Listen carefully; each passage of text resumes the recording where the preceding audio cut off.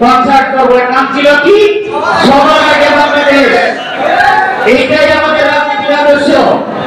আমরা ভারতমুখী নই, আমরা পাকিস্তানমুখী নই, আমরা হচ্ছি বাংলাদেশ পন্থী, বাংলাদেশ। এটাই আমাদের রাজনীতি, এটাই আমাদের ভবিষ্যৎ, এটাকে কেন্দ্র করে আমরা এগিয়ে যাবো ইনশাআল্লাহ। সংগ্রামী নেতৃবৃন্দ, বিএনপি রাজনীতিতে কোনো গ্রুপিং নেই, গ্রুপ শুধু একটা, সেটা সেই গ্রুপের নাম কি খালেদা জিয়া এবং তারেক রহমানের গ্রুপ। এর বাইরে কোনো গ্রুপিং নেই। 31 দফা ঘোষণা করা হয়েছে বাংলাদেশের আগামী দিনের রাজনীতি, রাষ্ট্র কাঠামো কেমন হবে সেটা কি 2025 সালে না 24 সালে ঘোষণা হয়েছে? 2023 সালে।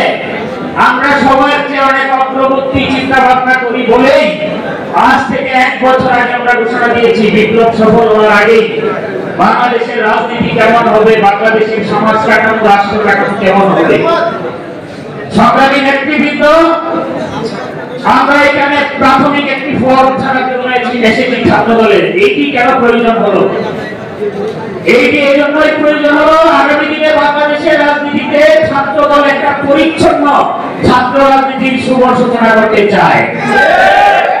আমরা এই ফর্মের মূল্য ধরেছি 10 টাকা প্রতীকী মূল্য, কারণ রাজনীতিতে সবার অংশগ্রহণ আমরা নিশ্চিত করতে চাই।